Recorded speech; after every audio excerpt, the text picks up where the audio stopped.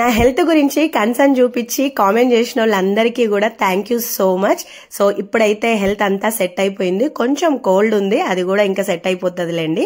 And ఈ 6 days లో మీరు ఏం ఫుడ్ తీసుకున్నారు అని చెప్పేసి ఒకరిద్దరు అయితే కామెంట్ చేసిరు అన్నట్టు. గత 4 రోజులుగా నా నాలుక మీద ఉన్న టేస్ట్ బర్డ్స్ ని హైజాక్ చేసి ఎవరో పట్టుకపోయినట్టు అసలు ఏది తిన్నా కూడా టేస్టే లేకుండా పోయింది అన్నట్టు, అంత చేదుగా అనిపించడము, ఫుడ్ మీద ఇంట్రెస్ట్ రాకపోవడము, ఇలాంటివన్నీ జరిగినాయి. నా పరిస్థితే కాదు, దాక్షి పరిస్థితి కూడా ఇట్లనే ఉంది. కాకపోతే ఇంకా కంప్లైంట్ లేకుండా ఏది పెడితే అది తినడానికి అయితే ట్రై చేసిండు. ఎక్కువగా ఆయిల్ లేకుండా తక్కువ ఆయిల్ తోటి వెజిటేబుల్స్ అయితే వండుకున్నాము. అట్లనే పప్పు, చారు, టమాటో చారు, పచ్చి పులుసు ఇలాంటివి ఎక్కువ చేసుకున్నాం అన్నట్టు. ఎందుకంటే అవైతేనే కొంచెం తినడానికి ఇంట్రెస్టింగ్ గా ఉంటది.